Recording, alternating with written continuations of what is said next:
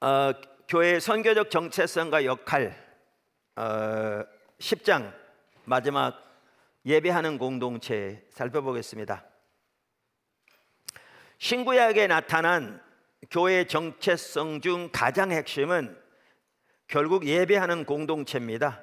예배는 교회가 존재하는 가장 중요한 목적일 뿐 아니라 선교의 가장 근본적인 목표이기도 합니다. 그래서 교회의 선교적 정체성을 다루면서 예배하는 공동체로 마무리하는 것이 매우 좋을 것 같습니다. 사실 크리스토퍼 라이트도 하나님의 백성의 선교 14장에서 정확하게 같은 얘기를 하고 있거든요. 그러니까 사실 귀한 학자예요. 똑같은 얘기하고 있습니다. 똑같은 얘기하고 있습니다. 1. 하나님의 백성의 가장 주된 목적은 예배입니다. 이건 여러 번 과거에도 또 예배에 대해 다루면서도 살펴보았습니다. 우리가 이미 살펴본 대로 하나님께서 처음 이스라엘을 택하실 때부터 그들을 선교적 목적을 위해 부르셨습니다. 성경 이야기에서 아브라함을 택하신 것부터 이스라엘을 부르심 쭉 보았습니다. 또한 성경에 보면 백성들을 택하신 가장 주된 목적은 예배입니다. 그리고 예배와 선교적 소명은 서로 밀접한 관계를 가지고 있습니다. 여기 성경 구절도 쭉 이렇게 나열해 놨는데요. 한번 보죠. 내 이름으로 불려지는 모든 자, 곧 내가 내 영광을 위하여 창조한 자를 오게 하라. 그를 내가 지었고 그를 내가 만들었느니라. 이사야 33장 7절. 장차 들짐승 곧 승냥이와 타조도 나를 존경할 것은 내가 광야의 물을 사막의 강들을 내어 내 백성 내가 택하는 자에게 마시게 할 것임이라. 이 백성은 내가 나를 위하여 지었나니 나를 찬송하게 하려 함이니라. 너무나 명확하게 나오죠. 이사야 43장 20절에서 21절. 여호와의 말씀이니라.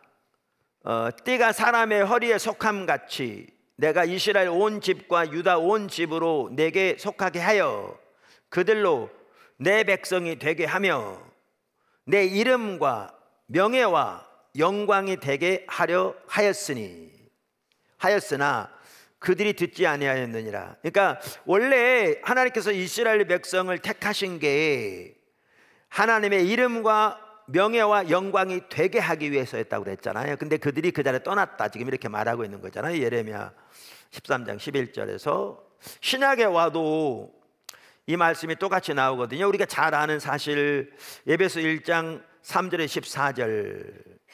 찬송하리로다 하나님 곧 우리 주 예수 그리스도 아버지께서 그리스도 안에서 하늘에 속한 모든 신령한 복을 우리에게 주시되 곧 창세전에 그리스도 안에서 우리를 택하사 우리로 사랑 안에서 그 앞에 거룩하고 흠이 없게 하시려고 그 기쁘신 뜻대로 우리를 예정하사 그리스도 예수로 말미암아 자기 아들들이 되게 하셨으니 이는 그가 사랑하시는 자 안에서 우리에게 거저 주시는 바 그의 은혜의 영광을 찬송하게 하려 하심이라.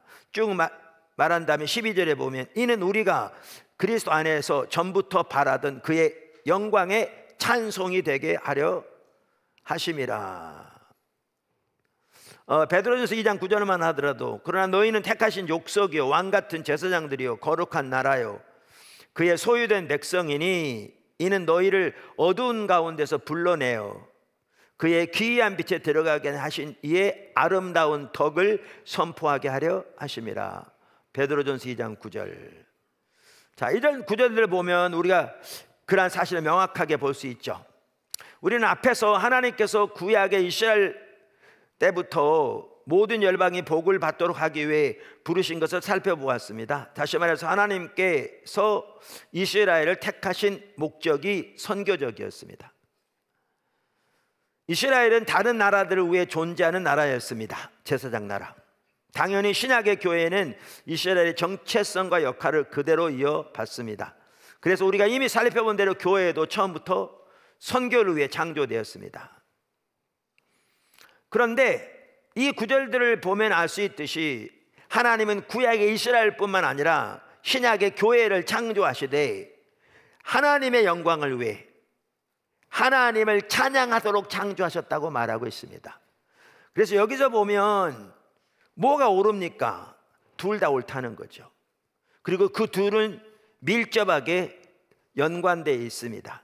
하나님은 무엇보다 우리의 찬양을 받으시기 위해 하나님 백성을 택하셨고요, 그리고 그것은 세상에 복이 되기 위해, 즉 세상을 하나님께로 인도하기 위해 그들을 창조하신 그들의 선교적 사명과 밀접한 관계가 있습니다. 구약에서부터 이 부분이 명확한데요, 그 구절 중에 하나가 시편 100편입니다. 온 땅이여 여호와께 즐거운 찬송을 부를지어다. 기쁨으로 여호와를 섬기며 노래하면서 그 앞에 나아갈지어다. 여호와가 우리 하나님이신 줄 너희는 알지어다. 그는 우리를 지으시니요 우리는 그의 것이니 그의 백성이요 그의 기르시는 양이로다. 감사함으로 그의 문에 들어가며 찬송함으로 그의 궁정에 들어가서 그에게 감사하며 그 이름을 송축할지어다. 여호와는 선하시니 그의 인자하심이 영원하고 그의 성실하심이 대대에 이르리로다.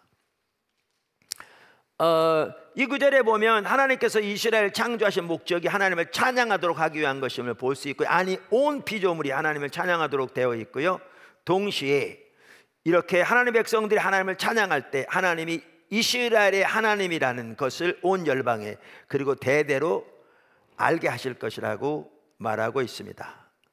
크리스토퍼 라이트가 이걸 잘 표현했는데요, 이렇게 말했습니다. 이스라엘의 예배를 통해 여호와는 찬양을 받으시며 여호와에 대한 증거가 선포된다. 그 증거는 모든 인류가 와서 하나님을 찬양하며 그래서 이스라엘의 여호와를 인정하고 경배하라는 요청이다. 여기에서 이스라엘의 찬양이 정치적 종말론적 취지를 가지고 있음을 알 수 있다. 이 하나님의 주권이 보편적 범위를 갖고 있으며 모든 사람이 회심하여 이스라엘 하나님을 경배한다고 주장하는 면에서 그렇다. 그러면 쭉 읽어보시면 이것이 시편뿐만 아니라 이사야 하반부 등 다양한 성경 구절에 나온다. 그러면서 그 제일 아래에서 두 번째 글 보시면 하지만 시편 22편 22절 31절에서 이 증거의 권능은 거기서 멈추지 않았다. 이스라엘 넘어서 모든 나라의 모든 족속이 주의 앞에 예배하리니, 하지만 심지어 그것조차 찬양하는 자들을 전부 다 남김없이 말하는 것이 아니다. 죽은 사람들도 여호와를 찬양할 것이기 때문이다. 아직 태어나지 않은 세대들도 마찬가지다. 여러분 한번 무슨 말이냐면 한번 읽어보시죠. 시편 22편 22절에서 31절 지금 여기 돼 있는데 읽어볼게요. 내가 주의 이름을 형제에게 선포하고 회중 가운데 주를 찬송하리로다. 여호와를 두려워하는 너희여 그를 찬송할지어다. 야곱의 모든 자손이여 그에게 영광을 돌릴지어다. 너희 이스라엘 모든 자손이여 그를 경외할지로다. 그는 곤고한 자의 곤고를 멸시하거나 싫어하지 아니하시며 그의 얼굴을 그에게서 숨기지 아니하시고 그가 울부짖을 때 들으셨도다. 큰 회중 가운데에서 나의 찬송은 주께로부터 온 것이니 주를 경외하는 자 앞에서 나의 소원을 갚으시리로다. 겸손한 자는 먹고 배부를 것이며 여호와를 찾는 자는 그를 찬송할 것이라. 너희 마음은 영원히 살지어다. 땅의 모든 끝이 여호와를 기억하고 돌아오며, 자 보세요, 쭉 찬양을 이렇게 말한 다음에 그 영향력, 땅의 모든 끝이 여호와를 기억하고 돌아오며 모든 나라의 모든 족속의 주의 앞에 예배하리니 나라는 여호와의 것이요 여호와는 모든 나라의 주제심이로다. 거기서 끝나지 않냐고. 세상의 모든 풍성한 자가 먹고 경배할 것이요 진토 속으로 내려가는 자 곧 자기 영혼을 살리지 못할 자도 그 앞에서 절하리로다. 후손이 그를 섬길 것이요 대대 주를 전할 것이며 와서 그의 공의를 태어날 백성에게 전하며 주께서 이를 행하셨다 할 것이로다. 하나님을 마음껏 높이고 찬양하되 이렇게 할 때 모든 나라 모든 사람이, 심지어 죽은 사람도 태어나지 않은 사람도 여호와를 알게 될 것이다. 이렇게 말하고 있습니다. 둘이 밀접하게 연결되어 있는 것을 볼 수가 있습니다. 존 파이퍼 목사님도 이렇게 말했습니다. 교회의 궁극적 목표는 선교가 아니다. 예배가 궁극적 목표다. 선교는 예배가 존재하지 않기 때문에 존재한다.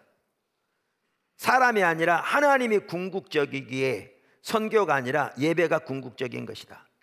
이 시대가 끝날 때, 그리고 셀 수 없이 많은 구속받은 자들이 하나님의 보좌 앞에 엎드릴 때 선교는 더 이상 없을 것이다. 선교는 일시적으로 필요한 것이다. 그러나 예배는 영원히 지속된다. 그러므로 예배는 선교의 연료이자 목표다. 아주 잘 표현. 예배는 선교의 연료이자 목표다. 존 스타트 박사도 마찬가지입니다. 하나님의 영광은 하나님의 계시며 그의 은혜의 영광은 하나님이 자신을 은혜로운 하나님으로 드러내시는 것이다. 그의 은혜의 영광을 찬미하며 사는 것은 우리가 은혜로운 하나님이신 그분을 말과 행동으로 경배하는 것이며 다른 사람들도 그분을 보고 찬양하게 하는 것이다. 이것이 구약에서 이스라엘 향한 하나님의 목적이었다. 또 오늘날 그분의 백성을 향한 하나님의 목적이기도 하다. 그래서 여기에 보시면 하나님은 하나님의 백성을, 아니 모든 창조 세계를 예배하도록 창조하셨고, 우리가 하나님께 예배를 마음껏 드릴 때 다른 사람들이, 온 열방이, 심지어 모든 창조 세계가 하나님을 알게 될 것이다. 이렇게 말함으로써 심지어 선교의 목표도 결국 하나님에 대한 진정한 예배다. 아까 예배가 없기 때문에 선교가 필요하다라고 말하고 있죠. 그리고 새하늘과 새 땅. 그래서 예수님이 다시 오실 때 거기 보면 모든 민족으로부터 모든 종류의 사람들이 하나님을 마음껏 예배하잖아요. 그러면 예수님이 다시 오시면 더 이상 선교는 필요하지 않을 거거든요. 근데 예배는 계속될 거거든요. 그래서 이와 같이 하나님께서 우리를 창조하신 교회를 창조하신 가장 큰 목적이 예배이고 동시에 선교인데 그 둘은 서로 밀접한 관계가 있다. 이걸 살펴보았습니다. 두 번째, 선교의 궁극적인 목표는 하나님의 영광입니다. 같이 연결되는데요. 선교의 궁극적인 목표는 하나님의 영광입니다. 보편 역사의 목표인 앞으로 완성될 새하늘과 새 땅의 모습을 보면 우리가 이 점을 명확하게 볼 수 있습니다. 이 사실을 기억하고 유념하는 것이 매우 중요하다고 생각합니다. 그것은 우리의 삶의 방향뿐 아니라 우리의 선교의 방향을 올바로 잡아줄 것이기 때문입니다. 작은 첫 번째, 하나님의 구속의 궁극적인 목표. 구속의 궁극적인 목표를 어떻게 이해하면 좋을까요? 그러니까 최종적인 목표 말하는 거죠. 예수님이 다시 오시고 우리가 부활하고 거기에 새하늘과 새 땅이 이제 그 하나님이 창조하실 텐데, 그것이 이제 구원의 완성인데, 그 구속의 궁극적인 목표를 우리는 뭘로 볼 수 있을까요? 저는 이렇게 여러 책들을 보면서 또 이렇게 이러한 부분들을 배워가면서 그 하나님의 그 구속의 궁극적인 목표를 네 가지를 볼 수 있을 것 같더라고요. 네 가지. 그걸 여기 적어놨어요. 근데 이것은 구약에서부터 예언된 내용들이에요. 네 가지를. 첫째는 그때는 하나님을 아는 지식이 온 땅에 충만하게 될 것입니다. 그러니까 구속의 궁극적인 목표, 최종적인 목표. 그러니까 새하늘과 새 땅에서 온전히 성취될 최종적인 목표. 첫째는 하나님을 아는 지식이 온 땅에 충만할 것입니다. 사실 구약 때부터 이것이 예언돼 있죠. 이사야서 11장 9절. 내 거룩한 산 모든 곳에서 해됨이 없고 상함도 없을 것이니 이는 물로 바다를 덮음같이, 물이 바다를 덮음같이 여호와를 아는 지식이 세상에 충만할 것입니다. 하박국 2장 14절. 이는 물이 바다를 덮음같이 여호와의 영광을 인정하는 것이 세상에 가득하리라. 근데 요한계시록에 보면 그것이 성취된 모습을 말하거든요. 또 내가 들으니 하늘 위에와 땅 위에와 땅 아래와 바다 위에와 그 가운데 모든 피조물이 이르되 보좌에 앉으시니와 어린 양에게 찬송과 존귀와 영광과 권능을 세세토록 돌릴지어다. 그래서 그때에는 하나님의 영광을 아는 지식이 온 땅에 가득할 거예요. 이게 구속의 최종적인 목표죠. 보시면 두 번째, 하나님을 아는 지식 혹은 하나님의 영광을 아는 지식 같은 말인데, 그때에는 하나님의 영광이 온 땅에 충만할 겁니다. 이게 제가 선교와 성령에 대해서 이렇게 넘어갔잖아요. 나중에 살펴보겠다고 두 장을 거기에 보면 나옵니다. 이렇게 쭉 보면 하나님이 에덴 동산을 만드실 때 에덴 동산 전체가 하나님의 성소로 의도된 것을 볼 수 있어요. 하나님의 성소로. 그리고 하나님의 백성이 죄를 지어 에덴 동산 쫓겨나게 되었을 때 하나님께서 그 하나님 백성들 가운데 거하시기 위해 성막을 짓게 하시고 거기에 영광으로 임하시고 나중에 성전을 짓게 하셨죠. 그래서 우리가 이미 살펴본 대로 그 예레미야 시대에 예루살렘 성전 불탑 파괴되고 바벨론 포로로 잡혀갔는데, 포로로 잡혀간 지 약 50년쯤 되었을 때 돌아오잖아요. 일부 스룹바벨 총독 지도하에 5만 명이.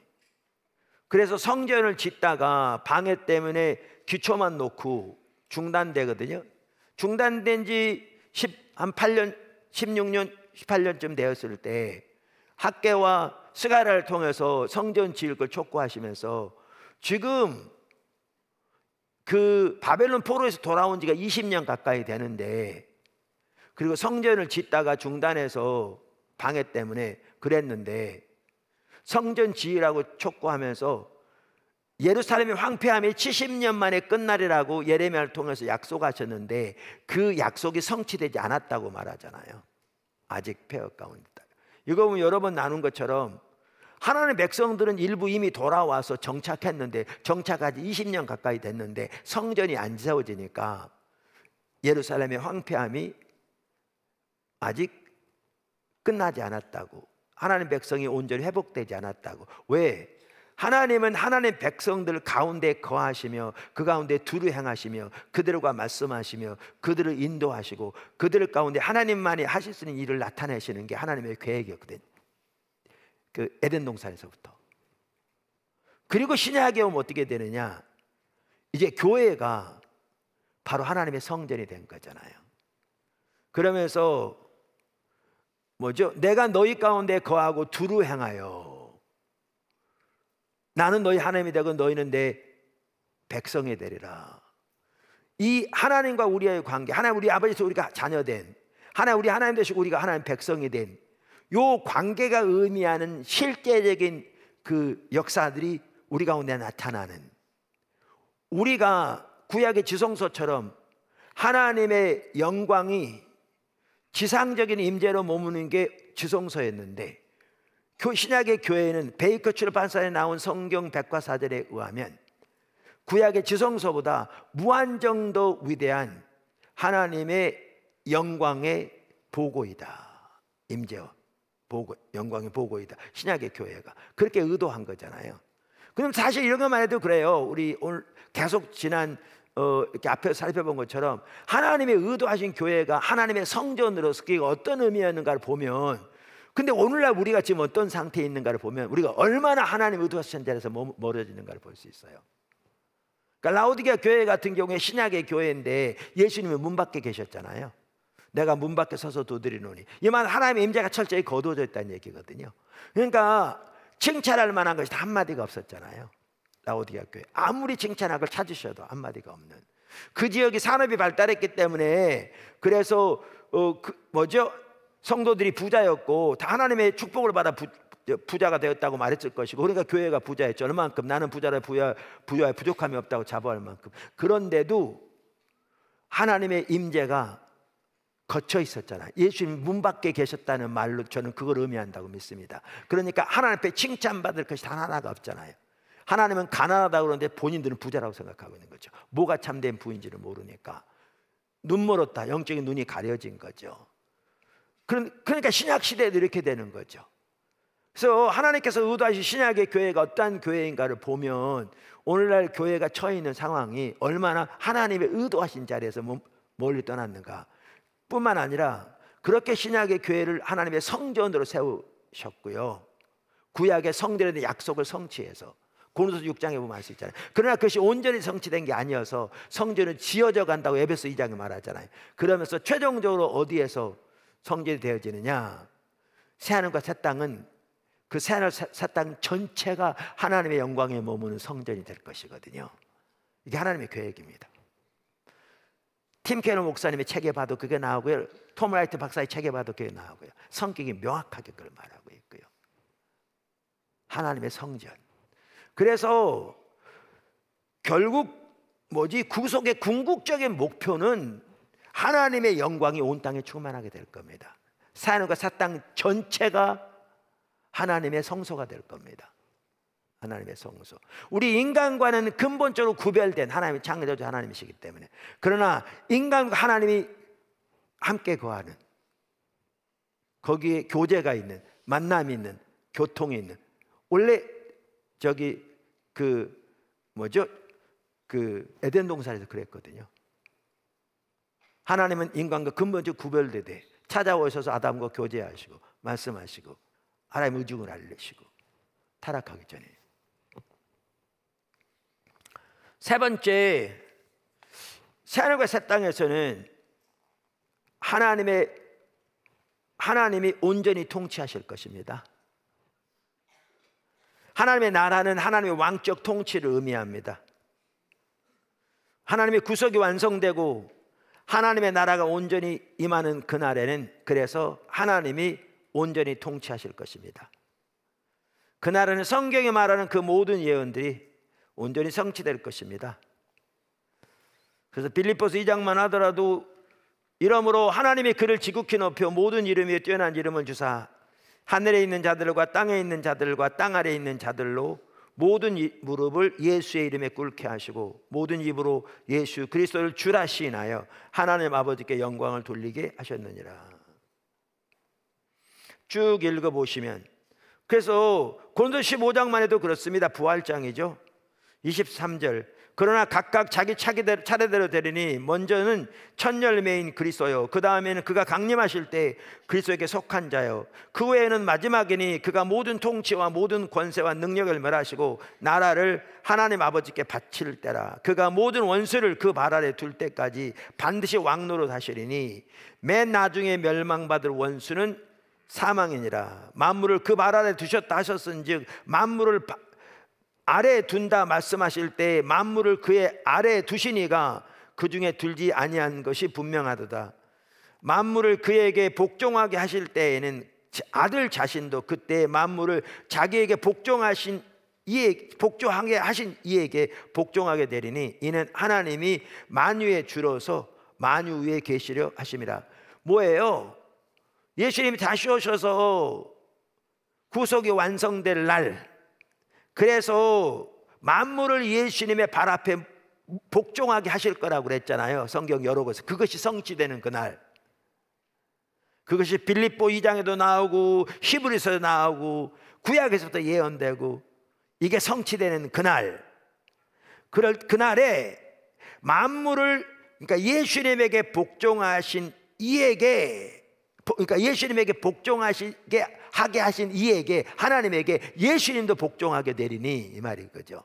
복종하게 되리니 그날에는 하나님이 만유의 주로서 모든 만유 안에 계시게 하려 함이라. 그날은 하나님의 온전한 통치가 모든 만물 안에, 온 창조 세계에 있게 될 거라. 지금 그 말이잖아요.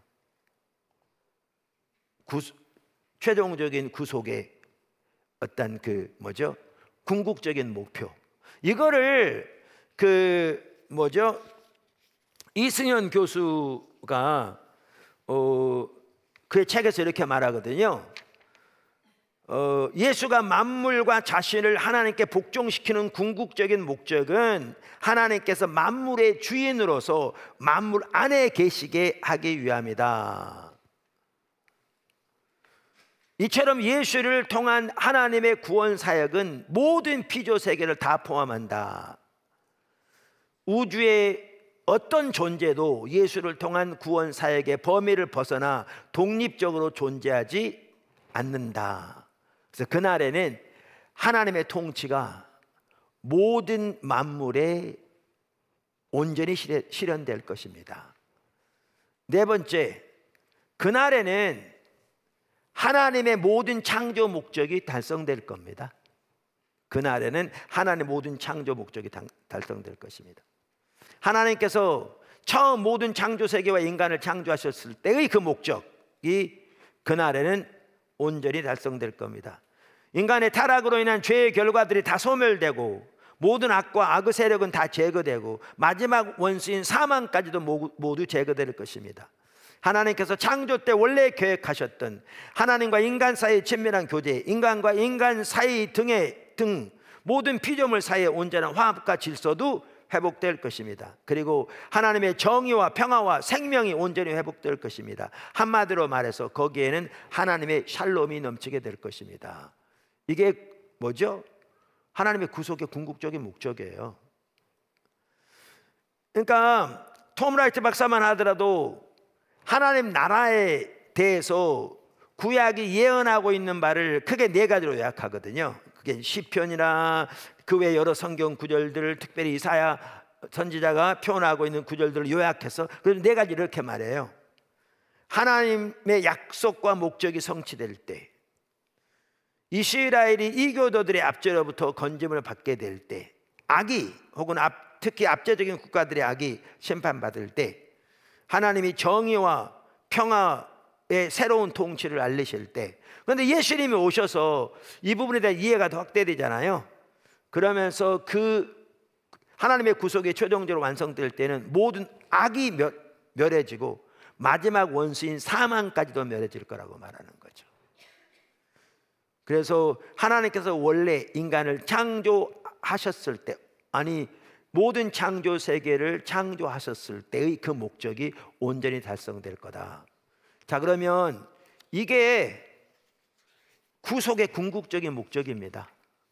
그럼 이걸 보아도 아까도 나오는데 하나님께서 모든 창조 세계를 그리고 하나님의 백성을 세우신 가장 핵심적인 목적이 결국 예배인 걸 볼 수 있습니다. 예배인 걸 볼 수 있습니다. 물론 이게 당연히 선교하고 같이 가죠. 그 다음에 작은 두 번째, 선교의 궁극적인 목표, 열방으로 하나님을 찬양하도록.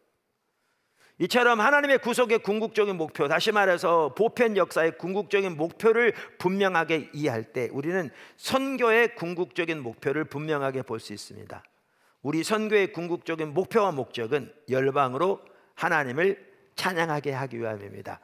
그래서 저는 여기에서도 뭐가 보이냐면요, 우리 예배에 대한 올바른 이해가 그만큼 중요한 거예요. 제가 이 강의 시작하기 전에 찬양과 경배 나눴는데, 찬양과 경배만 하더라도 올바른 이해를 가지고 올바른 자세를 가지고 하나님께 그렇게 예배하는 게 그만큼 중요한 거죠. 그 교회의 목표라면. 근데 오늘날은 거기서 너무나 멀리 떠났잖아요. 그러니까 그런 상황에서 그런 이해를 가지고 하나님의 인간을 창조하신 목적이 예배고 찬양이다 그러면 이해가 너무 다른 거죠. 예배만 하더라도 오늘 어떻게 생각하는데요? 묵도로 시작해 축도로 끝나는 순서 맞춘 걸 예배라고 생각하거든요. 그러니까 오늘날 어떤 때는요, 예를 들면 목회자들이 또 회의로 해서 모이면 기본적으로 예배부터 해야 된다고 생각하니까 그러면 예배를 하는 시간을 갖습니다. 간단히 기도로 시작하고 찬송 하나 부르고 설교 간단히 하고 그 다음에 다시 기도하고 주기도로 마치고 그러면 예배 맡았다는 거죠. 이게 무슨 예배냐고요.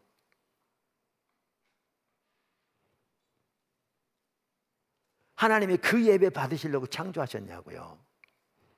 우리가 지금 그렇게 본다면. 그러니까 여기에서 매우 중요한 게 예배에 대한 찬양에 대한 올바른 이해. 그러니까 그만큼 중요한 거죠. 참다운 예배, 참다운 찬양이 드려져야 되는 거죠. 하나님이 그렇게 찬양을 받기 원하시고 예배를 받기 원하시는데, 이것을 매우 잘 볼 수 있는 구절이 로마서 15장 사도 바울의 말입니다. 로마서는 사도 바울이 로마 교회에 자기가 그동안 해온 일, 또 자기가 믿는 하나님에 대한 부분들을, 이런 신앙의 어떤 핵심적인 가치들을 나눈 거거든요. 그러면서 로마 교회의 파송을 받아 스페인까지 가서 복음을 전하기 원해서요. 근데 15장에 그동안의 사역을 쭉 이렇게 요약해서 설명하는 걸 보면, 우리가 지금 살펴보고 있는 선교의 궁극적인 목표도 또한 예배며, 하나님 우리를 창조하신 가장 주된 목표가 예배고, 그것이 선교와 밀접한 관계가 있는 것도 같이 아울러 볼 수 있습니다. 여기 한번 보시죠. 8절. 내가 말하노니 그리스도께서 하나님의 진실하심을 위하여 할례 추종자가 되셨으니, 이는 조상들에게 주신 약속을 견고하게 하시고, 이방인, 여기 이방인이라 번역된 단어가 열방이라는 단어입니다. 열방들도 그 긍휼하심으로 말미암아 하나님께 영광을 돌리게 하려 하심이라. 그들을 구원한 목적이 뭐냐고요? 여기 보면 하나님께 영광을 돌리게 하기 위함이라고 말하잖아요. 그러니까 궁극적으로 그들에게 복음을 전해서 그들을 구원한 목적이 뭐냐고요? 이 구절에 의하면 사도 바울이 그동안에 그 복음을 전한 선교를 지금 요약해서 말하고 있는데, 열방으로, 여기 이방이라 번역된 나라가 뭐죠? 나라들이란 말, nations, 열방. 이방인으로 뭐라고 부르든지 열방의 복음을 전해서 뭐죠? 그들이 하나님의 긍휼하심을 따라 구원을 받도록 복음을 전했는데, 성경은 뭐라고 말하고 있느냐고요? 그들로 하나님께 영광을 돌리게 하려 합니다. 예배하도록 하셨다 그 말했잖아요. 예배하도록 하셨다. 기록된 바, 그러므로 내가 열방 중에서 주께 감사하고 주의 이름을 찬송하리로 함과 같으니라. 그러니까 성경에 내가 열방 중에서 주께 감사하고 주의 이름을 찬송하리로다라고 성경이 구약 성경을 말하죠. 나온 것처럼 이 성경의 약소처럼 그것이 이루어져서 이방인들에게 복음을 전하면 그들이 이 성경의 예언처럼 하나님께 영광을 돌리게 하려 함이라. 보세요. 구원의 목적이 명확하게 예배잖아요. 명확하게. 우리 창조의 목적도 그렇고, 그리고 그것이 구약의 약속의 성취인 걸 볼 수 있는 거죠. 성취인 걸. 또 이르되 열방들아 주의 백성과 함께 기뻐하라 하였으며, 또 모든 열방들아 주를 찬양하며 모든 백성들아 그를 찬송하라 하였으며, 또 이사야가 이르되 이새의 뿔이 곧 열방을 다스리기 위하여 일어나시는 이가 있으리니 열방이 그에게 소망을 두리라 하였느니라. 그러나 내가 너희로 다시 생각나게 하려고 하나님께서 내게 주신 은혜로 말미암아 더욱 담대히 대략 너에게 썼노니, 이 은혜는 나로 이방인들, 여기 열방이라는 단어고요, 이방인을 위하여 그리스도의 일꾼이 되어 하나님의 복음의 제사장 직분을 하게 하사, 이방인을, 열방을 제물로 드리는 것이 성령 안에서 거룩하게 되어 받으실 만하게 하려 하심이라. 그래서 여기에 보시면 복음을 전하는 것은 우리가 이미 살펴본 것처럼 제사장 직분이라고 말하잖아요. 제사장 직분. 그러니까 사도 바울 때만 하다 제사장들이 있었는데 제사장을 레위 자손이라고요. 근데 바울은 그런 의미의 제사장이 아니었어요. 바울은 베냐민 지파였거든요. 그 성전에서 제사를 드리는 행위를 하는 그러한 제사장이 아니었다고요. 베냐민 지파였어요. 그럼 이거는 뭐냐면 그가 이방인들의 사도로서 이방인들에게 열방의 복음을 전하는 그 소명을 감당했는데, 열방의 복음을 전하는 것을 제사장 직분으로 이해하고 있잖아요. 제사장들이 제물을 하나님께 드린 것처럼 그 제사장 열방을 하나님께서 구원하여 하나님께 제물로 드려지도록, 하나님께 예배로 드려지도록. 그래서 아까도 말한 대로 그들에게 복음을 구원하신 게 그들로 하나님을 영화롭게 하도록. 그래서 제사장 직분이라고 말하고 있잖아요. 이러한 구절들을 보면 구원의 핵심적인 목표도, 그러니까 선교의 핵심적인 목표도 예배인 걸 볼 수 있습니다. 예배. 그러니까 이 이해가 우리에게 너무나 중요해요. 이게 예배인 걸 볼 수 있어요. 할렐루야. 그러므로 내가 그리스도 예수 안에서 하나님의 일에 대하여는 자랑하는 것이 있거니와, 그리스도께서 이방인들을, 열방들을 순종하게 하기 위하여 나를 통하여 역사하신 것 외에는 내가 감히 말하지 아니하노라. 그 일은 말과 행위로 표적과 기사의 능력으로 성령의 능력으로 이루어졌으며 이 그리하여 내가 예루살렘으로부터 두루 향하여 일루리곤까지 그리스도의 복음을 편만하게 전하였노라 이렇게 말하죠. 40년 가까이 인도에서 사역을 했던 레슬리 뉴비긴만 하더라도요 정확하게 똑같은 이해를 가지고 있습니다. 그러니까 제가 이런 책들을 보면 정말 하나님의 귀한 사람들, 중심에서 하나님을 사랑하고 하나님 중심적인 이해를 가지고 주님을 찾는 학자들도요 그런 학자들의 가치관은 정확하게 옳아요. 제가 보기. 그리고 나라가 다르고 시대가 다를지 몰라도 똑같아요. 가치관이.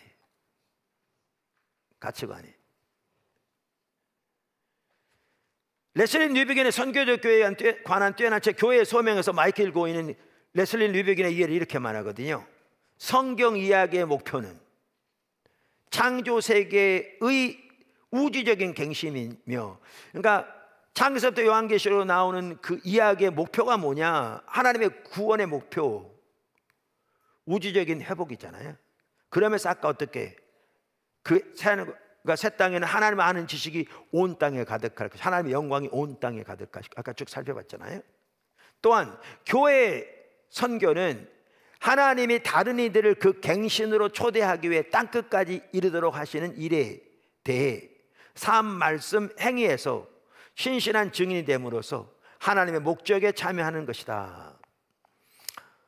뉴비긴은 그렇다면 선교들의 핵심은 무엇인가 라고 묻는다. 우리의 궁극적인 관심은 모든 사람에게 구원이 필요하다는 것인가, 사회적 갱신인가, 이런 것들은 타당한 관심들이지만 우리의 주된 목표는 아니다. 그러니까 모든 사람을 구원하는 거, 또 사회적인 갱신, 그러니까 모든 사람을 구원한다는 것은 복음지 진영에서 더 힘썼던 것이고 사회적인 갱신은 그동안 진보적인 진영에서 더 힘썼던 것이고 우리 앞에 살펴보죠. 그게 우리의 궁극적인 관심인가? 그거 중요하지만 그것이 궁극적인 우리의 주된 목표는 아니다 그 말이죠. 그렇다면 무엇이 우리의 주된 목표인가? 내가 믿기에 그 대답은 아주 단순히 하나님의 영광이다. 하나님께 영광을 돌리기 위해서, 하나님이 합당한 예배를 받으시기 위해서. 아까 뭐죠? 바울만 하더라도 이방인들을 그리스도께 인도한 그것이 하나님의 기뻐 받으실 만한 제사로 드려지기 위해, 그들로 하여금 하나님을 영화롭게 하기 위해. 궁극적인 관심이 여기 보시면 하나님의 영광이다. 만약 하나님이 성경이 그분이 하셨다고 말하는 것을 하셨다면, 그러니까 하나님이 성경이 그분이 하셨다고 하신 일을 진짜로 하셨다면, 진짜로 하셨죠. 우리가 그렇게 믿는다면 그 말입니다. 우리의 응답은 그분의 사랑을 증언하면서 어떻게 내가 하나님을 영화롭게 할 것인가라고 묻는 것이어야 한다. 그렇게 해서 세계 도처에서 사람들이 얼굴을 하나님께 돌려 그분에게 감사를 드리며 그분을 영화롭게 하도록 해야 한다.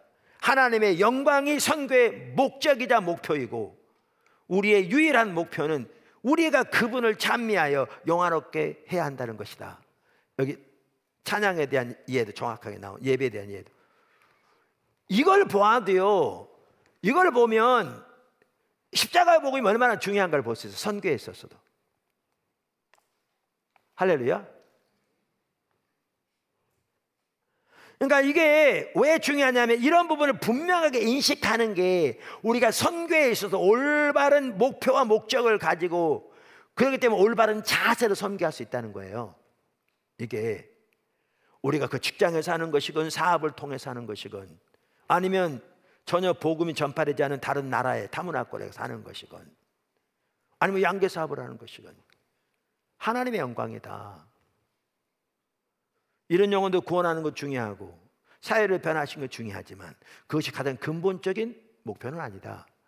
가장 근본적인 목표는 하나님의 영광이다.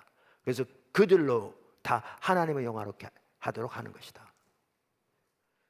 또 그 일을 통해 하나님의 영광을 받으시는 것이다. 지금 그 얘기잖아요. 그래서 하나님의 영광이 선교의 목적이자 목표이고 우리의 유일한 목표는 우리가 그분을 찬미하며 영화롭게 해야 한다는 것이다. 그러니까 구약에서부터 나온 내용이죠. 그렇기 때문에 아까 말씀드린 우리가 이러한 목표를 분명히 이해한다면 선교의 자세에 대해서 우리가 올바로 배울 거라고 그랬는데, 그래서 레슬리 뉴비기는 지속적으로 모든 종류의 인간주의적 선교관에 반대했습니다. 모든 종류의 인간주의적, 그러니까 인본주의적 선교관에 반대했습니다. 우리 선교의 목표와 목적을 분명하게 인식하지 못할 때 우리 선교는 인간 중심적 혹은 인본주의로 빠지기 쉽습니다. 오늘날 선교에 대한 그러한 잘못된 이해와 실천이 우리 주변에 결코 적지 않습니다. 마이클 고은이 뉴비기에 대해 계속 이렇게 얘기하거든요. 그는 그동안 복음주의 전통과 초교파 전통 둘 다에서 선교가 지독히 펠라기우스적이었다고 믿는다. 펠라기우스적, 그러니까 잘 모르시겠죠. 펠라기우스란 사람이 이단으로 정죄받은 사람인데요, 어거스틴과 정반대 의견을 낸 사람이에요. 그러니까 어떤 사람이 이 말이에요. 펠라기우스는 인간의 능력과 자유를 강조하면서 원죄를 부인한 사람이에요. 그 말이 무슨 말이냐면 무엇이든지 우리 힘으로 할 수 있다, 그거예요. 그러니까 여기 보면 뭐라고 그러냐면, 복음주의 전통에서 이런 영혼을 구원하기 위해서 그 선교를 그렇게 이해하는 것이든지, 초교파주의 전통에서 아까 말한 대로 사회를 변화시키기 위해서 노력하는 것이든지, 너무나 많은 경우에 펠라기우스적, 인본주의적, 우리가 우리 힘으로 하려고 하는 게 너무나 팽배했다, 그 말이죠.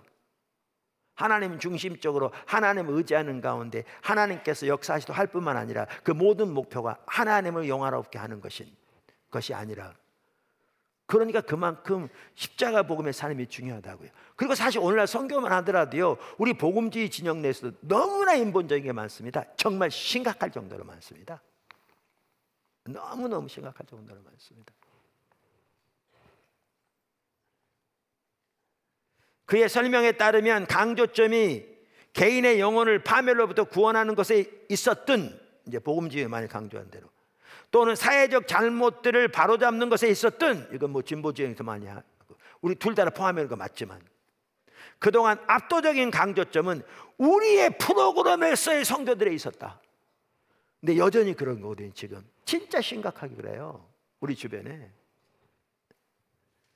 복음주의 전통에서는 전체 논의가 하나님과 그분의 영광이 아니라 개인이나 그 개인의 궁극적인 행복이 보장돼야 한다는 개인의 필요에 대한 잘못된 질문을 제기함으로써 궤도에 벗어났다.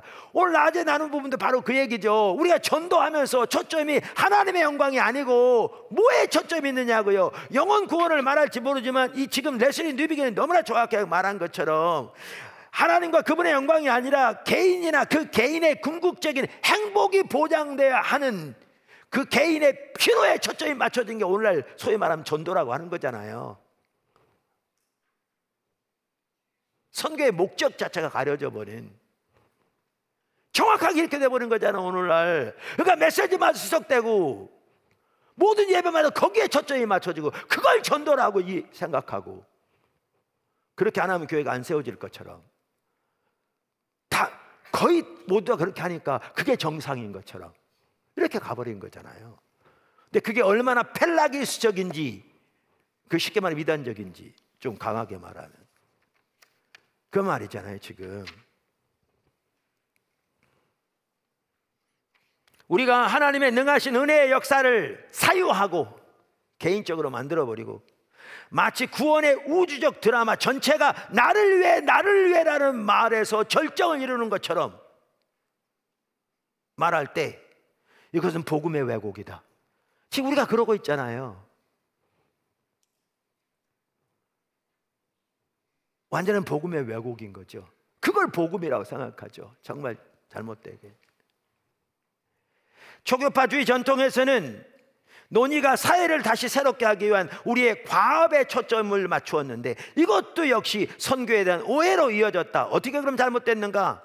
그 그림의 중심은 죄로부터 억압으로부터 소외로부터 구원을 받아야 할 인간의 필요가 아니라 하나님과 그분의 측량할 수 없는 은혜다. 거기에 초점이 있어야 되는데,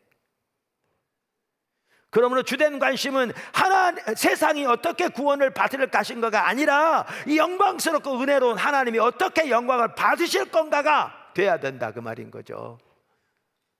목표는 하나님의 영광이다. 목표는 하나님의 영광이다. 그러니까 이 하나만 하더라도 어떻게 예배가 선교의 목표와 목적인가, 그리고 하나님께서 어떻게 인간을 창조하실 때 처음부터 어떻게 예배를 왜 창조하셨어요? 신약 구약 전부 다. 그리고 새하늘과 새 땅에서 구원의 최종적으로 완성되는 구원의 목표가 뭔가, 하나님이 목표하신 바가 뭔지를 보면 예배의 중요성을 볼 수 있거든요. 여기에서 예배의 중요성을. 그럼 우리가 사역을 하는 것에 있어서도 어디에 초점이 있어야 할 걸 안다고요. 어디에 초점이 있어야 할 거를 안다고요. 근데 오늘은 거기서 너무나 많이 떠나버렸죠. 너무나 심각하게. 인본주의적 노력, 그건 진보 진영뿐만 아니라 복음주의 진영도 지금 진짜 심각합니다. 사실은 내부를 알면. 물론 잘하는 분들 있죠. 아주 소수라고 생각합니다. 훨씬 대다수는 심각하게 옆으로 가버렸습니다. 세 번째, 예배하는 공동체. 이렇게 이해할 때 성경이 말하는 교회의 정체성 중 핵심은 결국 예배하는 공동체입니다. 할렐루야. 예배하는 공동체, 그것이 교회의 가장 우선적이고 핵심적인 정체성인 거죠. 우선적이고 핵심적인 정체성. 그래서 톰 라이트 박사도 그걸 정확하게 말하는데요, 동일한 말을. 그는 교회가 존재하는 목적을 크게 두 가지로 말합니다. 교회는 우선적으로 서로 밀접하게 연결되는 두 가지 목적을 위해 존재한다. 하나는 하나님께 예배하는 일이며, 다른 하나는 세상에서 하나님 나라를 위해 일하는 것이다. 이게 가장 주된 목적이라 이렇게 말합니다. 당연히 그도 교회 목적 중에 친교, 양육의 중요성을 인식합니다. 그러나 그는 그것들을 두 가지 주된 목적 다음으로 둡니다. 그는 친교를 세 번째 목적이라고 말하면서 그것은 처음 두 가지의 목적을 보조하는 것이라고 그는 말합니다. 그는 특히 성경이 말하는 코이노니아, 친교의 의미가 가족 사업의 합작 투자 의식으로 함께하는 것이라고 잘 표현합니다. 무슨 말이냐면요, 우리가 친교라고 말하잖아요, 그죠? 그 친교는 헬라어로 코이노니아라고 그러거든요. 근데 우리는 친교 그러면 이제 주로 뭘 친교라고 그러냐면, 우리가 모여서 이렇게 그 삼겹살 구워 먹고 재밌게 얘기하고 뭐 이런 거 이제 친교라고 말하거든요. 뭐 그 자체가 나쁜 거 아니에요. 우리 삼겹살 데이도 하고 그랬잖아요. 네. 네. 너무 좋은 시간이었죠. 나쁜 건 아닌데 성경에 말하는 친교는 훨씬 그 이상이에요. 그러니까 하나님의 공동의 목적을 위해 힘을 합해서 같이 동참하는 걸 말해요. 근데 그거를 그 성경에 말하는 친교의 의미를 톰 라이트 박사가 아주 잘 표현했어요. 그걸 뭐라고 표현했냐면 이렇게 말했어요. 친교의 의미를 가족 사업에 합작 투자하는 것으로. 자, 그러면 보세요. 우리 가족들이 어떤 사업을 하는데 각자 가족 구성원들이 같이 투자해서 합작 투자를 해서 그 사업을 운영한다. 해보세요. 어떤 자세로 하겠어요? 이게 성경에서 말하는 친교의 의미예요. 아주 정확하게 표현했어요. 그게 코이노니아의 의미예요. 신약 성경에 나오는 코이노니아의 의미예요. 그냥 모여서 그냥 도나스 먹고 뭐 커피 마시면서 뭐 이렇게 얘기하는 정도. 그것도 포함될지 모르지만 그런 게 아니에요. 합작 투자하는 가족 그 회사, 사업, 그리고 그걸 같이 운영하는. 그럼 이렇게 말합니다. 교회는 또 세 번째 목적을 위해 존재한다. 그 목적은 나머지 두 목적을 위해 봉사한다. 그것은 서로 격려하며 서로 믿음 안에 세우며 서로를 위해 함께 기도하며 서로 배우고 가르치며 따를 수 있는 본을 서로 세우며 짊어져야 할 도전을 받아들이고 수행해야 할 긴급한 임무를 수행하는 것이다. 이것이 우리가 느슨하게 친교라고 말하는 모든 것이다. 친교는 차 한 잔이나 커피 한 잔을 나누는 것이 아니다. 친교는 합작 투자 의식을 가지고 모든 사람이 적정한 목과 적절한 역할을 지닌 가족 사업 의식을 가지고 살아가는 것을 말한다. 정말 잘 표현했어요. 특별히 친교에 있어서 우리 초대교회가 그 삶을 살았는데 한 중요한 부분은 교회가 확대된 가족으로서 서로 사랑하고 돌보며 살아가는 것입니다. 사실 우리 잘하고 있는데요, 보도나무 교회 일반적으로 보다는 정말 잘하고 있죠. 사실 웬만큼 좀 규모가 있는 교회에서 목회자와 성도와 성도 간에 뒤에서 비방, 후욕하고 판단하고 분파이 없는 교회 거의 없거든요. 한국에 그게 없는 교회가 거의 없을 정도로 심각해요. 그러니까 하나님을 떠나니까 온갖 그 죄의 열매만 나타나서 같은 교회에 있으면서도 그러한 이렇게 서로 이렇게 분쟁하고 당파를 짓고 서로 이렇게 없는 교회가, 심지어 어떤 분이 그러더라고요. 지역의 규모 큰 교회 중에서 어떤 내부적인 문제를 가지고 그 지방 법원에 고소하지 않는 교회가 많지 않다고 말할 정도로 그게 많대요. 오늘날 너무나 심각한 거죠. 근데 그렇게 볼 때 포도나무 교회 정말 귀하거든요. 뭐 성도들이 뒤에서 뭐 후욕하고 판단하고 뭐 목회자 욕하고 뭐 성도들 욕하고 뭐 운영위원들 욕하고 뭐 부교육자 욕하고 없잖아요. 그런 게 있겠죠. 한두 명이죠. 한두 명. 그리고 그들은 뭐 정말 말도 안 돼 그러니까 주변에서 뭐 거의 인정하지도 않고 이렇게 되는 거지. 없잖아요. 귀한 거죠. 그러니까 잘하고 있는 거죠, 한편으로는. 근데 이제 문제는 이거죠. 우리가 잘하고 있는지는 로이드 존스 목사님도 부흥책에서 말한 것처럼 우리가 다른 교회하고 비교해서 모른다는 거예요.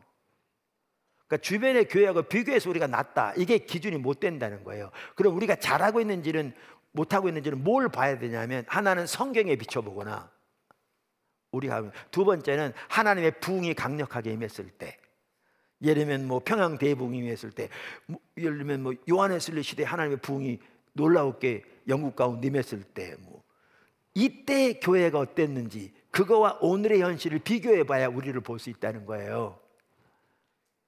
근데 우리는 잘하고 있는데 한편으로는, 그런데 하나님이 의도하신 친교가 뭔가, 그리고 초대교회는 어떻게 살았는가라는 걸 보면 우리 아직도 멀었어요. 그러니까 더 이렇게 그 자리로 나가야 될, 또 나가기를 힘써야 될, 당연히 주님은 이렇게 하시지만, 그래서 여기 뭐죠? 톰 라이트만 하다도 이렇게 말한다니까요. 초대교회 그리스도인들은 확대된 가족으로 살기 위해 최선을 다했다. 그들은 서로를 향해 형제 자매로 불렀고 실제로 그렇게 여겼다. 그들은 그렇게 살고 기도하고 생각했다. 그들은 같이 아버지의 자녀로서 하나님 아버지의 같은 형 혹은 오빠를 따랐으며 필요가 있을 때 쓸 것을 나누었다.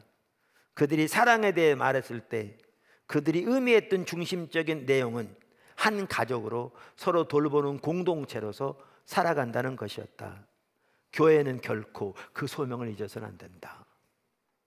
그러니까 이제 이게 원래 성경이 말하는 코이노니아의 의미고, 이게 예를 들면 초대교회만 해도 그렇게 살았거든요. 우리가 이미 여러 번 보았잖아요. 그러면 거기에 우리의 모습을 보면 우리는 한편은 잘하고 있는데 한편으로는 우리의 갈 길이 멀기도 하죠.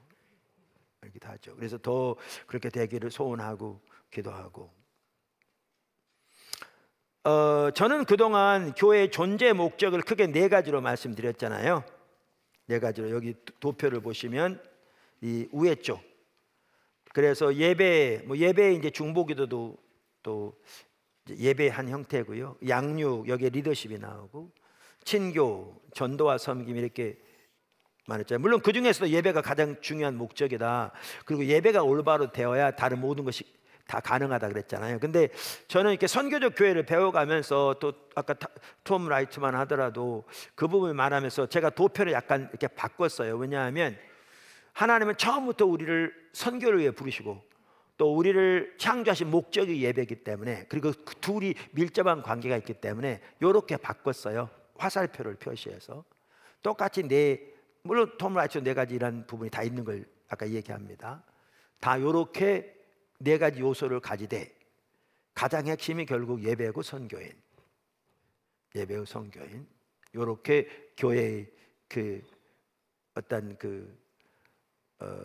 존재 목적 이렇게 바꿨습니다. 우리가 여러분이 이것을 머릿속에 둔다면 이렇게 전체적 그림으로 우리가 어떻게 할지, 어떤 부분에 힘써야 할지, 또 어디로 나갈지 보이죠.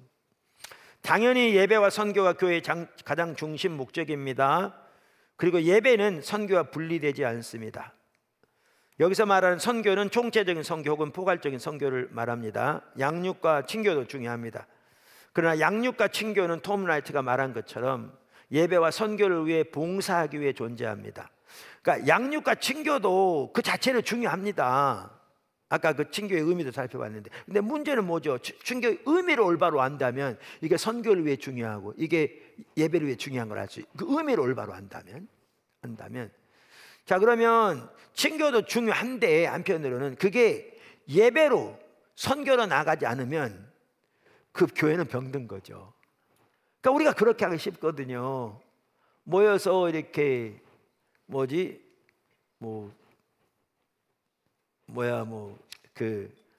삼겹살도 자주 거먹고 이렇게 그냥 등산도 자주 가고 이렇게 배드민턴도 하고 이렇게 배드민턴 클럽 제가 탓하는 거 아닙니다. 네, 오해하지 마십시오. 네. 좋은데 거기서만 머물면 병든 거예요. 명확하죠. 거기서만 머물면 병든 거라고요. 이게 친교, 심지어 양육도 나 이거 뛰었어, 나 이거 과정 마쳤어, 그게 아니잖아요. 예배와 선교로 나가기 위한 거잖아요. 명확하게. 그래서 이 분명한 목적의식과 목표의식을 이해하면 이게 올바로 이해가 되는 거죠. 그래서 제가 남전도회 여전도회 그 얘기하는 거거든요. 같이 모여서 얘기하면 중요하다. 그리고 등산도 필요하면 가는 것도 좋다. 족구대 하는 것도 좋고. 근데 거기서 머물면 이거 병든 거다. 제가 그 얘기예요. 거기서 머물면 병든 거죠. 예배로 선교로 나가기 위해서 있는 거죠. 힘을 합해서. 그래서 그거를 분명하게 인식해야 한다는 거죠. 분명하게 인식해야 한다는 거죠. 근데 이게 저만 얘기한 게 아니라니까요. 뛰어난 학자들이 다 똑같은 얘기를 하고 있어요. 지금 여기 보시면 똑같은 얘기를 하고 있어요. 그러면서 예배와 선교 중에서도 예배가 가장 중요한 목적입니다. 왜냐하면 우리가 살펴본 대로 예배는 그 자체가 교회의 존재의 가장 중요한 목적일 뿐 아니라 우리는 예배를 통해서 선교를 포함해서 우리 모든 삶을 위한 힘을 공급받기 때문에 그렇습니다. 그래서 아까 존 파이퍼 박사 그랬잖아요. 예배는 선교의 연료이자 목표다 그랬잖아요. 간단한 얘기 같지만 아주 잘 표현했잖아요. 예배는 선교의 연료이자 목표다. 얼마나 정확하게 그 짧은 그 문장 속에 다 포함하고 있는지. 톰 라이트 박사도 이렇게 말합니다. 예배와 친교와 하나님 나라를 세상에 나타내는 일은 서로에게로 그리고 서로로부터 흘러가고 흘러들어온다. 그만큼 서로 교제가 중요한 거죠. 하나님 나라를 나타내는 일은 신선하게 올바로 그 일을 신선하게 올바로 유지하기 위해서는 언제나 예배로 돌아와야 한다. 할렐루야. 예배하지 않는다면 하나님의 형상을 나타낼 수 없다. 마찬가지로 예배는 친교를 유지하며 증대한다. 예배가 없다면 친교는 쉽게 같은 생각을 가진 집단으로 전락하게 된다. 이걸 제가 늘 말하는 거죠. 이렇게 하면 안 된다고. 그리고 그렇게 되면 다시 손쉽게 배타적인 파별로 바뀌고 만다. 오늘날 교회 안에 너무나 이렇게 되는 거잖아요. 그래서 모든 것에 예배가 중심이 돼야 되는 거예요. 그래야 그게 올바로 되는 거예요. 올바로 되는 거예요. 마이클 고인도 선교적 교회에 관한 그의 책 열방의 빛을 마지막 부분에서 선교적 교회는 오늘날 어떤 모습일까? 이제 이거에 정리하거든요. 그러면서 가장 먼저 우리의 선교적 정체성을 양육하는 예배를 드리는 교회라고 그는 언급하거든요. 그러면서 이렇게 말합니다. 나는 뉴비긴이 예배를 위해 매 주일마다 모이는 것은 단연코 우리가 하는 가장 중요한 일이다 라는 말에 동의한다. 예배는 교회의 핵심적인 소명이다. 부분적인 이유는 예배가 하나님의 백성에게 삶 전체의 초점과 방향을 주기 때문이다. 왜냐하면 예배를 통해서 하나님과 만남이 이루어져야 하나님 안에서 새롭게 되어지고, 하나님의 사랑을 새롭게 깨닫고, 하나님의 부르심을 새롭게 선명하게 인식하고, 예배를 통해서 그래서 예배의 핵심은 하나님과 만남이에요. 그냥 순서만 지내고 돌아가는 게 아니에요. 그냥 예배 드린다 그러면서 뭐 찬송만 하고 기도하고 그냥 설교 몇 마디 하고, 이게 예배 아니에요. 예배 아니에요. 말씀드린 대로. 그래서 예배가 올바로 드려져야 거기서 하나님 만남이 이루어지고, 거기서 여기 말한 이런 모든 일들이 이루어지는 거거든요. 그리고 그 핵심은 하나님의 임재예요. 그러니까 우리가 예배를 드렸다 할지라도 그게 안 이루어지면 우리는 예배 제대로 안 드린 거예요. 그냥 지나간 마당만 받고 지나간 거죠. 그래서 그대로 그렇게 되도록 용납해서는 안 되는 거죠. 용납해서는 안 되는 거죠. 예배로부터 교회의 삶 전체가 흘러나오고, 아주 잘 표현했죠. 이거 이렇게 좀 들여서 써야 돼요. 이게 인용한 건데 그냥 모여서 나중에 책 낼 때 듣고 계시겠지만, 흘러나오고 예배 안에서 교회의 삶 전체는 자신의 진정한 목적을 발견한다. 간단하지만 얼마나 잘 표현했냐고요. 참다운 예배, 하나님과 만남이 이런 참다운 예배를 말하는 거죠. 예배로부터 교회의 삶 전체가 흘러나오고, 예배 안에서 교회의 삶 전체는 자신의 진정한 목적을 발견한다. 사실 포도나무교회 성도들만 하더라도요, 예배에 대한 이런 올바른 인식을 모든 성도가 다 가지고 있다면 주일날 예배 나온 태도가 달라질 거거든요. 대부분은 그렇게 하고 있지만 다 그렇게 한 건 아니잖아요. 포도나무교회 지체가 다 이렇다면 주일날 모이는 태도가 달라질 거라니까요. 예배에 대해서. 할렐루야. 오늘 일부 예배 2배는 최소한 시작하기 전에 전혀 안 그랬다니까요. 그러니까 제가 소리를 바락바락 지를 수밖에 없었다니까요.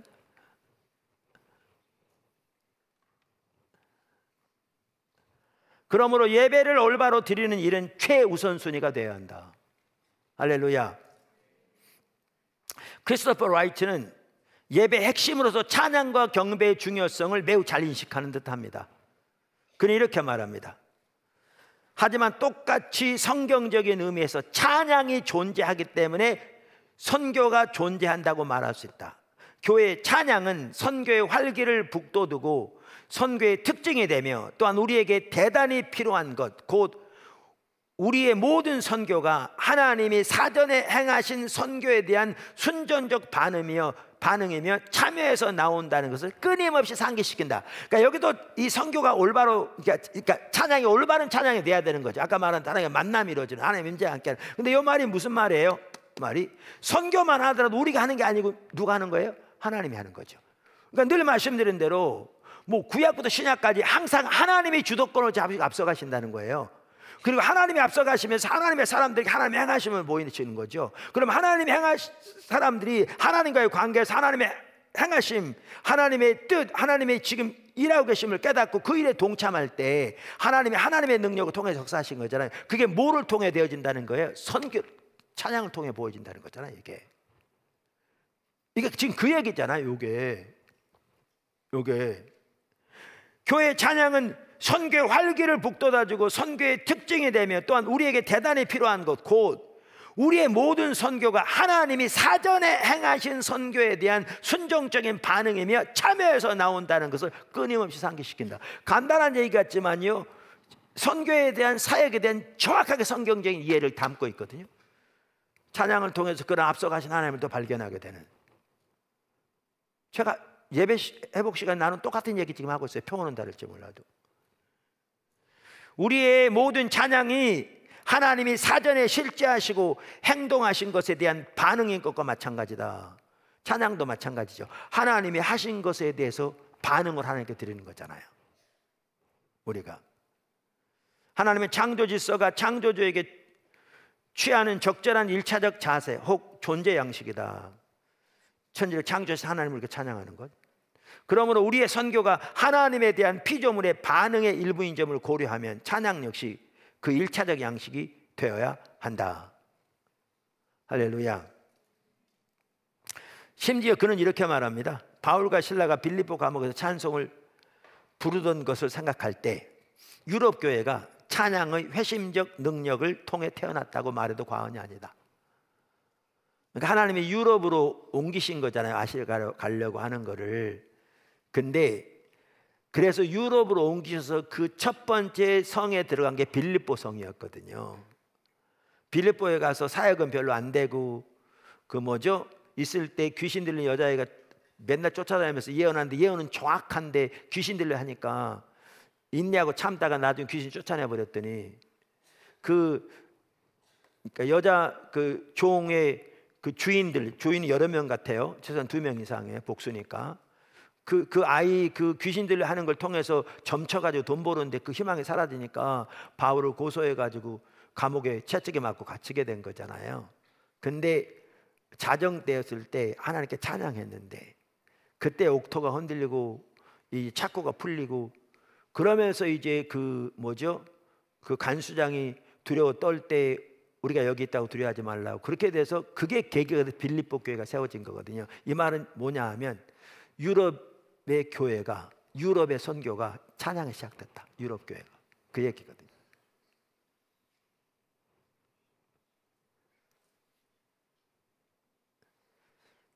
작은 첫 번째, 작은 몇 번째인지 모르겠지만 하여튼 첫 번째가요? 네, 그 예배하는 공동체 첫 번째. 주일에 드리는 공적 예배. 이게 제가 앞에 성령과 성교에서도 살펴봤는데 우리 여기서는 지금 이번 주에는 못 살펴봤는데 앞으로 살펴보려고 하는데 예배 중에서도 가장 중요한 예배가 주일날 성도들이 모여서 드리는 공적 예배입니다. 이 중요성은 아무리 강조해도 지나침이 없습니다. 모든 예배가 중요합니다. 그러나 주일날 드리는 공적 예배가 매우 중요합니다. 사람들 그걸 대예배라고 그럽니다만은 왜 그러냐면요, 교회는 모일 때가 교회입니다.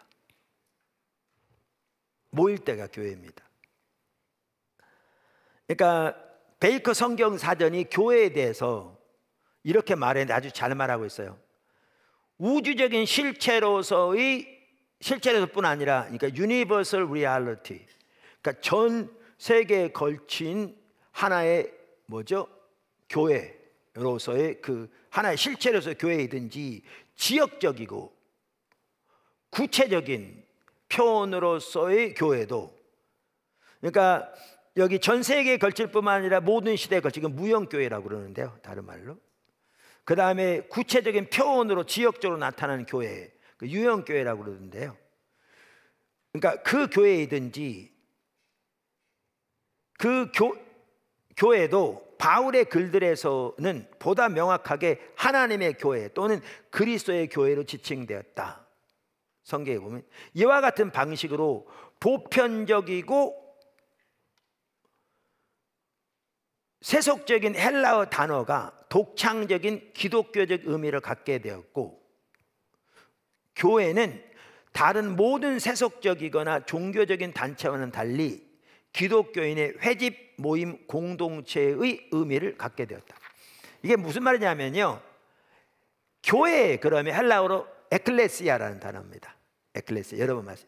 근데 에클레시아는 세속적인 회집을 의미했습니다. 도시의 서기관이 도시의 문제를 해결하기 위해서 소집한 회집을 그 에클레시아라고 했습니다, 그 당시에. 근데 여기 보면 교회에 대해서 사도 바울이 말할 때 거기가 한정어가 붙습니다. 하나님의 교회, 에클레시아 투 테우, 혹은 예수님의 교회, 에클레시아 투 예수, 이렇게 한정어가 붙음으로써 이 세속적인 단어를, 에클레시아라는 세속적인 단어를 그러한 세속적인 모임이나 종교단체와는 달리 기독교인의, 하나님에게 속한 그 말이죠, 기독교인의 회집 모임 공동체의 의미를 갖게 되었다. 그래서 교회는 한마디로 말하면요, 성도들의 모임입니다. 회집입니다. 공동체입니다. 누구의? 하나님의, 예수님의. 그러니까 세속적인 의미를 가진 단어가 이제 하나님에게 속한 사람들의 회집, 모집으로 의미를 갖게 된 겁니다. 이게 교회라는 의미입니다, 신약에. 무슨 말인지 아시겠죠? 이렇게 성도들의 모임이 교회이기 때문에, 성도들의 모임이 교회이기 때문에 가장 중요한 것은 모일 때가 교회입니다. 우리가 흩어져 있어도 교회입니다. 흩어진 교회라고 그러죠. 근데 매우 중요한 하나의 핵심은 교회가 모일 때, 하나님을 찾아 사람이 예배해서 모일 때가 교회의 핵심입니다. 그래서 특별히 우리말 성경에 고린도전서 11장 18절에 뭐라고 말했냐면, 사도 바울이 먼저 너희가 교회에 모일 때 그랬거든요. 교회에 모일 때. 그런데 이 성경을 RSV, NIV, ESV 성경들을 보면요, 이걸 뭐라고 번역하느냐 하면 교회로 모일 때 이렇게 말하고 있어요. 그러니까 우리 말에는 그냥 쉽게 그냥 자세한 걸 안 따지고 그냥 뭐 쉽게 표현하기 위해서 그런 것 같은데, 원래 원어에 그 의미를 살려서 이러한 주요 성경들이 뭐라고 번역하냐면 교회로 모일 때라고 번역한다고요. 물론 교회에 모일 때라고도 번역할 수 있긴 하겠지만 그 단어가 교회로 모일 때. 그럼 이 말은 뭘 의미하냐면 모일 때가 교회라는 겁니다. 특별히 모일 때가. 그래서 베이커 성경사전도 이 점을 잘 지적하고 있거든요. 구약 성경과 유사하게 그것은 종종 바울이 고린도에 있는 기독교인들에게 너희가 교회로 모일 때에 라고 말했을 때와 같이 교회의 모임을 의미한다. 이것은 기독교인들이 특별히 예배를 위해 모일 때 하나님의 백성이라는 의미다. 엄청난 내용입니다. 무슨 말인지 이해하시겠죠? 이것은 기독교인들이 특별히 예배를 위해 모일 때 하나님의 백성이라는 것을 의미한다. 그만큼 공예배가 중요합니다. 공예배가 하나님의 예배하기 위해 하나님의 경외함으로 하나님을 찾아서 교회가 모일 때 하나님의 교회로서 하나님이 임재하시죠. 그만큼 중요합니다. 그러니까 오늘날 교회에 대한 아까 말한 대로 구원을 그냥 사유화해버린, 그러면 구원만 하더라도 죄 용서받고 천국 가기 위한 내 자신을 위한 것인 것처럼, 그러니까 신앙도 그냥 내 자신을 위한 것처럼, 내 자신의 만족을, 그러니까 그렇게 이해해버리면 교회 별로 중요하지 않습니다. 그 필요할 때 와서 은혜 받으면 되는 것이고, 그러니까 요즘은 어떻게 돼버립니까? 교회 꼭 올 필요 있나요? 집에서 유튜브 틀어놓고 이것저것 설교했다 은혜 받으면 되면, 그러면 그 신앙생활을 생각하는 거죠. 완전히 옆으로 가버린 거죠. 교회. 그래서 우리가 삼중 초청만 하더라도 하나님의 관계로 초청되었고 공동체로 초청되었고, 하나님의 관계를 매우 소중히 여기며 세상에 하나님의 선교를 담당하는 공동체로 초청되었고, 세상에서 하나님의 목적이 헌신되는 거 초청되었다고 그랬는데, 자, 그러면 이렇게 교회로 모여서 힘을 합 우리가 온 마음으로 하나님을 예배하고 하나님의 얼굴을 구하는, 이게 교회의 핵심적인 그 요소고요, 목적이고요, 존재의 목적. 그리고 거기에 하나님이 놀랍게 함께 하십니다. 하나님이 놀랍게 함께 하십니다. 그러니까 우리가 이런 분명한 이해를 가지고 포도나무 성도회반 모든 교회 성도들이 그렇게 하나님 얼굴을 구하여 모일 때 정말 하나님이 함께 하시죠. 근데 우리는 그것이 종교적인 의무가 되어버렸고, 순서 마치고 돌아가는 게 예배가 되어버렸고, 그런 종교적인 의무라도 해야 복받을 것처럼 완전히 옆으로 거짓 신앙체에 빠지니까 예배를 통해서 하나님과 신선한 만남이 이루어지고, 그렇게 아까 나눈 것처럼 그런 일들이 이루어져야 되는데 그게 전혀 이루어지지 않고 있는 게 오늘날인 거죠. 그래도 잘못된지도 모르죠. 다 그렇게 살아왔으니까. 그러므로 교회가 공예배로 하나님 얼굴을 구하여 모일 때 하나님께 특별히 함께 하십니다. 다시 말해서 하나님께서 강력하게 임재하십니다. 그리고 하나님의 임재는 우리의 예배뿐 아니라 우리의 선교, 더 나아가 우리의 신앙 전반에 걸쳐 가장 핵심적으로 중요한 요소입니다. 우리가 앞에서 살펴보았죠.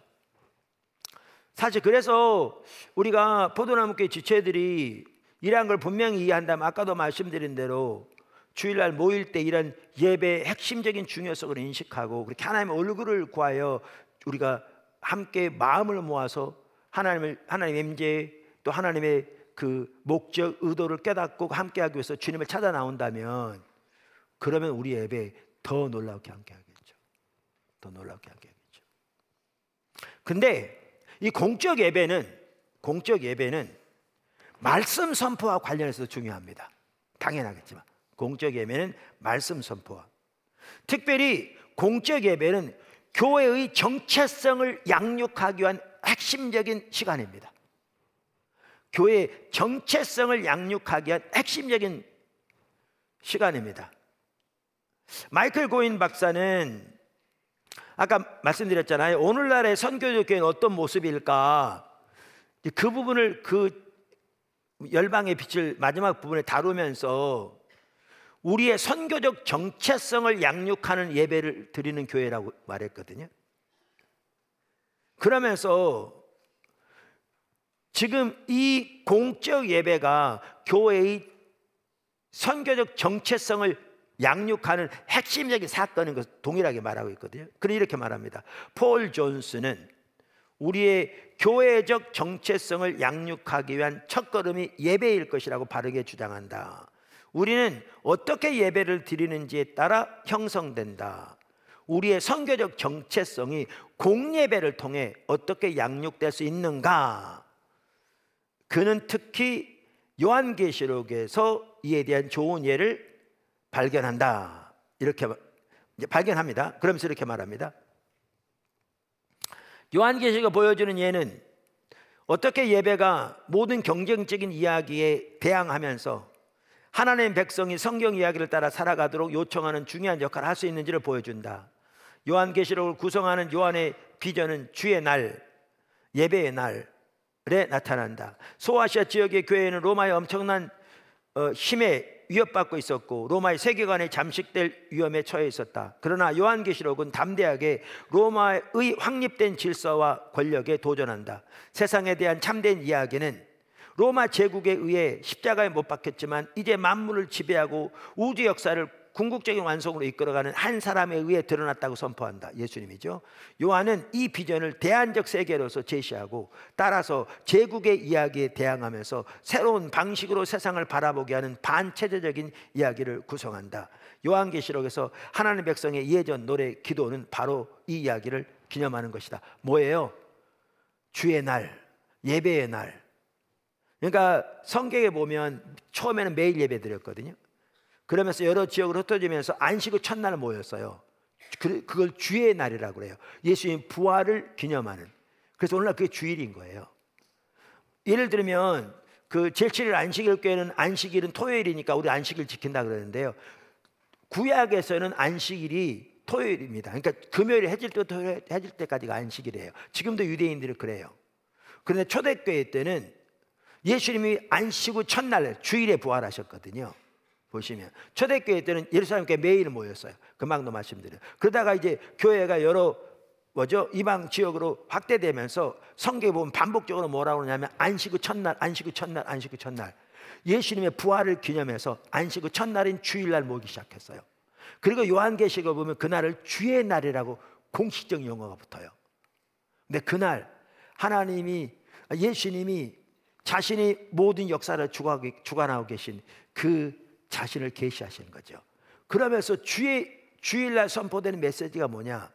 이걸 토대로 마이클 고인만 하더라도 그 당시 로마 세계에서 많은 위협에 시달리고 그 로마 이야기에 함몰된 그러한 상황에서 기독교인들에게 성경의 이야기를 따라 살도록 지금도 인류 역사를 주관하시고 그 목적을 향해 이끌고 계시는 예수님 그 이야기를 따라 살도록 그분의 십자가 부활을 통해서 이루신 그 승리를 바라보며 살도록 무장시키는 게 안식일의 핵심이었다. 이게 주일날 해야 할 일이에요. 그게 제가 그동안 하려고 노력하고 지금도 하고 있는 거예요. 이게 제가 이 책을 보고 한 건 아닌데 너무나 당연히 그렇게 해야죠. 근데 정확하게 이렇게 하고 있는 거죠. 그러니까 선교적 교회만 하더라도 지난번에 나누니까 이제 실감이 되는데 코로나 때문에 잘 모이지도 못할 때 그거 그냥 쉬운 설교에도 어려울 때 왜냐하면 예배 드릴 자세도 대비 안 되고 집에서 예배 드리다 보니까 집중도 하기 어려울 때 이거 무슨 놈의 설인지 무슨 알아듣지도 못할 설교를 하니까 그렇게 될지 모르지만 하나님이 강력하게 인도하고 계신데 반복적으로 나눴지만 제가 이거를 따로 성경 공부를 마련해서 할 수도 있다고요. 근데 그게 그럼 몇 명이나 참석하겠어요? 앞으로 제가 해야 할 일 세계관 문제도 약간 다루다 지금 쉬고 있는데 그것도 일부 언급도 하고 있지만 어려울 수 있어요. 근데 교회를 전체적 선교적 정체성으로 무장시키려면 공예배로 모인 이 시간이 바로 그 시간인 거예요. 그 얘기예요. 근데 오늘날 그걸 안 하고 있는 거죠, 교회가. 모든 사람들이 보편적으로 쉽게 받아들인 소위 감동을 주는 예배로 대부분의 경우에 그만큼 심각한 거죠. 우리가 정상이라고요. 우리가 정상이라고요. 근데 다행히 포도나무교회 지체들이 대부분 하나님 뜻을 알기 원하고 하나님의 뜻을 따라 행하기 원하고 배우고자 하는 열망이 있기 때문에 그게 참 중요한데, 그럴 때 때로 원고를 보면서 배우고 주님의 길을 배워가고 필요하면 참고도도 배워가면서 주님의 인도를 따라 가고 있기 때문에 하나님이 너무나 귀하게 함께 하시면서 이끌어가고 계신 거죠. 그래서 공예배가 그만큼 중요하고요. 하나님 얼굴을 구해서 하나님을 예배하는 그때가 하나님의 진정한 백성이다. 교회로 모일 때가 그렇게 말할 정도로. 이것도 베이커 출판사에서 나온, 미국에서 복음지 출판사 중에 훌륭한 출판사 중에 하나가 베이커 출판사거든요. 거기서 나온 다양한 학자들이 쓴 성경 백과사전에 나온 얘기예요. 정확하게. 그리고 동시에 그 주일날은 교회의 선교적 정체성을 성도들에게 무장시키는 날이다. 초대교회는 그랬다. 그래서 우리가 이렇게 가고 있는 거죠. 그래서 이제 이걸 보면 우리가 교회의 선교적 정체성과 역할을 보면서 마지막 결국 예배하는 공동체다. 이것, 그리고 이 의미를 올바로 이해하면 이게 얼마나 중요한 거인가 볼 수 있어요. 예배하는 공동체. 그러면 선교를 담당하는 방법까지도, 목표까지도 우리는 근본적으로 성경적으로 돼야 되는, 그러니까 정확하게 우리가 옳게가고 있어요.